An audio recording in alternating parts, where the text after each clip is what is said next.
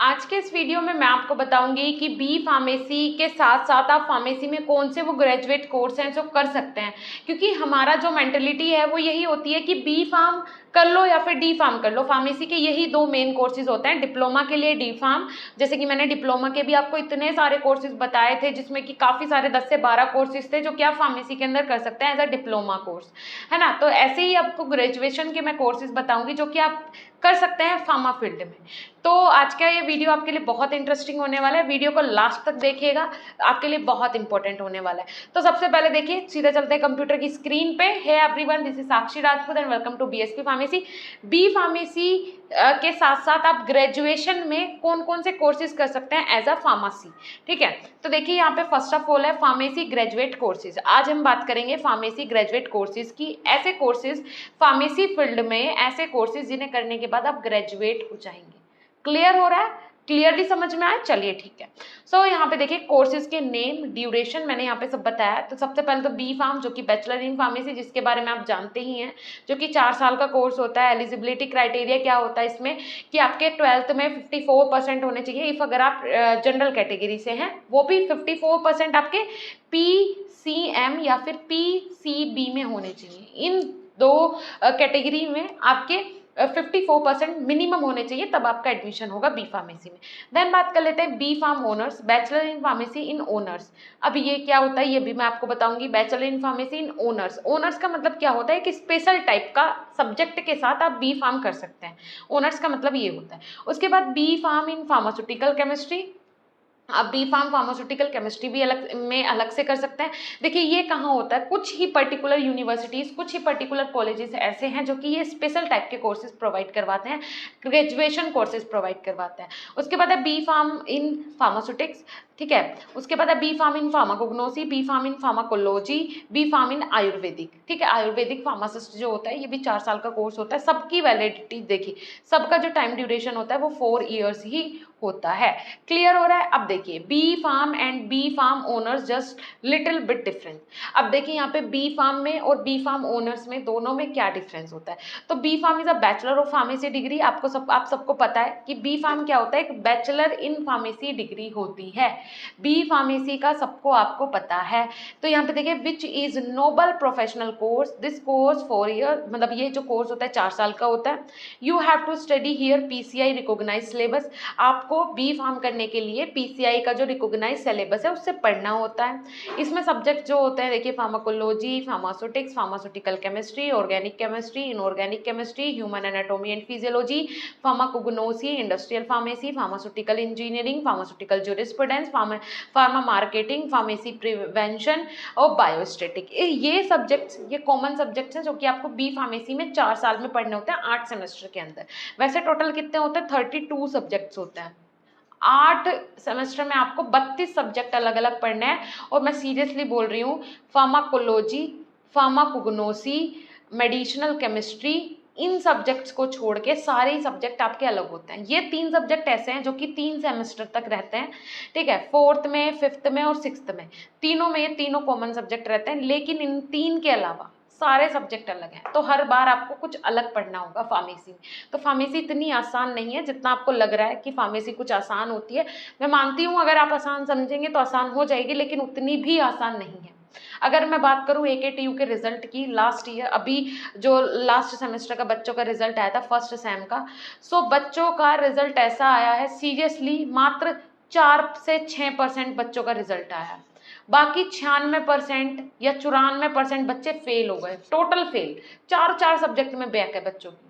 क्यों? क्योंकि कोविड के पास आउट वो स्टूडेंट हैं, 12th पास आउट करके आए कोविड में, पेपर का पता नहीं है, 2 साल से पढ़ाई नहीं हो रही थी और यहाँ आते ही आ गई है 4 सब्जेक्ट में बैक। अब क्या होगा? अब सेकेंड सेमेस्टर में देने पड़ेंगे 8 सब्जेक्ट के पेपर। अगर उसमें भी 2-4 में बैक आ गई, फिर थर्ड सेमेस्टर में देने पड़ेंगे। तो इस तरीके से ये क्राइटेरिया हो रहे हैं। तो इनके कारण मैं आपको बोल रही हूँ कि इतना भी आसान नहीं है बी फार्म, जितना आपको अगर सोचते हो कि ज़्यादा इजी है या फिर ज़्यादा हार्ड भी नहीं है। इफ़ अगर आप अच्छे से स्टडी करोगे तो हार्ड भी नहीं है। बात कर लेते हैं बट बी फार्म ओनर्स। अब आ जाते हैं बी फार्म ओनर्स क्या है। You have to study of all this subject and with this subject you have to study in a particular subject with extra subject from your B Farm. This course is available in MOOCS. You have to do this course and getting the point which they are required, then after graduation you will be B Farm owners student. Clear हो रहा है? मैं आपको बता देती हूँ। देखिए कहने का मतलब है बी फार्म ओनर्स क्या होता है। बी फार्म आपको पता चल गया क्या होता है, जनरली सब जानते हैं बी फार्म के बारे में। बी फार्म ओनर्स क्या होता है? ओनर्स का मतलब है ये सारे सब्जेक्ट जो यहाँ पे ये तो आपको पढ़ने पड़ेंगे, लेकिन इनमें से जैसे मान के चलिए मैं बोलती हूँ कि फार्मास्यूटिकल केमिस्ट्री से मुझे बी फार्मेसी करनी है, तो ये सब सब्जेक्ट ऐसा नहीं है नहीं पढ़ने पड़ेंगे, सब तो पढ़ने ही पड़ेंगे, लेकिन फार्मास्यूटिकल केमिस्ट्री को इसमें स्पेशल तरीके से पढ़ना पड़ेगा। कुछ इसमें क्लासेस, कुछ सब्जेक्ट्स जो होंगे वो फार्मास्यूटिकल केमिस्ट्री के ज़्यादा होंगे, प्रैक्टिकल ज़्यादा इन्वॉल्व होंगे बी फार्म ओनर्स में। तो बाद में बोला जाएगा कि आपने जो बी फार्म किया है वो फार्मास्यूटिकल केमिस्ट्री से किया है। ऐसा नहीं है सिर्फ केमिस्ट्री पढ़ के फार्मेसी हो जाएगी, नहीं, ऐसा नहीं है। सब्जेक्ट सारे पढ़ने होंगे, लेकिन कुछ स्पेशल तरीके से फार्मास्यूटिकल केमिस्ट्री आपको पढ़ना पड़ेगा, उस पर ज़्यादा फोकस किया जाएगा, उसके सब्जेक्ट जो हैं वो ज़्यादा डाले जाएंगे। क्लियर हो रहा है? तो ये डिफरेंस है दोनों में। क्लियरली समझ में आ गया होगा शायद आपको सारी चीज़ें।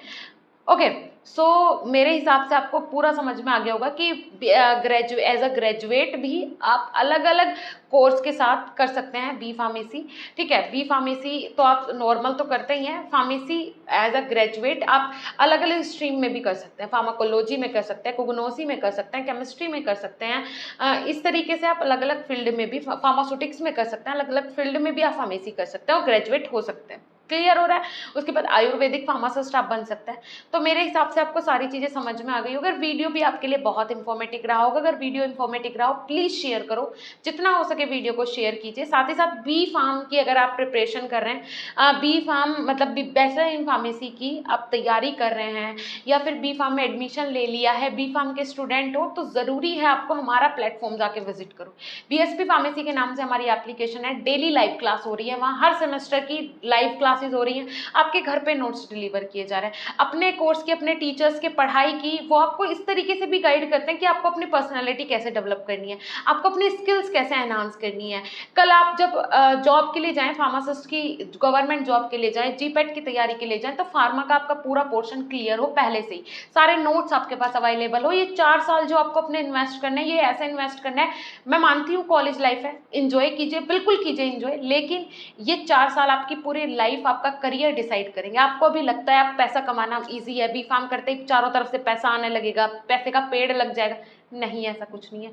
बी फार्म करने के बाद काफ़ी सारे ऐसे हमारे जूनियर्स हैं जिन्हें कि लेबर की नौकरी, लेबर आप समझ सकते हैं, एक जैसे कि सामान उठाने वाला, फार्मास्यूटिकल इंडस्ट्री में लेबर की नौकरी उन्हें दी गई है।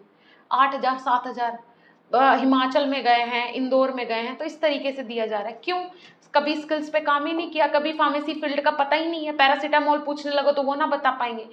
तो आपको अपनी स्किल्स पे काम करना ज़रूरी है। 4 साल आपने इंजॉय भी करो, लेकिन साथ के साथ जो आप कर रहे हो अपने पेरेंट्स के लिए जो कर रहे हो, आप अपने लिए जो कर रहे हो, आपके पेरेंट्स उस चीज़ के लिए पैसा लगा रहे हैं, इन्वेस्ट कर रहे हैं, कैसे कैसे कहाँ से जोड़ के वो आपके लिए पैसा इकट्ठा करके आपको फार्मेसी में एडमिशन दिलवाए हैं, तो प्लीज़ उनके बारे में सोच के एक बार, मैं आपको मोटिवेट नहीं कर रही हूँ, ना ही ये बोलती हूँ कि सिर्फ पढ़ाओ, पढ़ो पढ़ो पढ़ो और पढ़ाकू बन जाओ, नहीं, इंजॉय करो। मैं बोलती हूँ फर्स्ट नंबर पे कॉलेज लाइफ है, इंजॉयमेंट ही रखो, लेकिन हाँ प्रायोरिटी जो है प्लीज़ वो अपनी पढ़ाई को दो आप, वो ज़रूरी है। और एक अच्छा गाइडेंस आपको ज़रूरी है। कॉलेज वाले हमेशा डिमोटिवेट करते हैं, और मैं हमेशा क्लियरली बोलती हूँ प्राइवेट कॉलेजेस के लिए, वहाँ पे 1-2 टीचर्स अगर आप लकी हैं तो ही ऐसे मिलेंगे जो कि आपको मोटिवेट करेंगे, अदरवाइज सब डिमोटिवेशन वाले चीज़ें हैं वहाँ पे। फीस ले आओ, अगर फीस नहीं लाओगे बुक्स नहीं मिलेगी, अगर फीस नहीं लाओगे तो एडमिट कार्ड नहीं मिलेगा, तो इसी में वो आपको उलझा के रखेंगे। ठीक है, तो उसके लिए ज़रूरी है थोड़ा सा साइड हटके आप अपनी प्रिपरेशन अलग से स्टार्ट करो, क्योंकि डिग्री आपकी है, मार्क्स आपके हैं, जॉब भी आपकी होगी, पेरेंट्स भी आपके हैं और करियर भी आपका होगा। क्लियर है? सो इससे ज़्यादा मैं नहीं बोलूँगी। अगर जाना चाहते हो एक बार विजिट करो, जाओ, डेमोज देखो, डेमो देखने के बाद ही कोर्स में ज्वाइन करो। मिलेंगे देन नेक्स्ट इन्फॉर्मेटिव वीडियो के साथ, तब तक के लिए धन्यवाद, नमस्कार।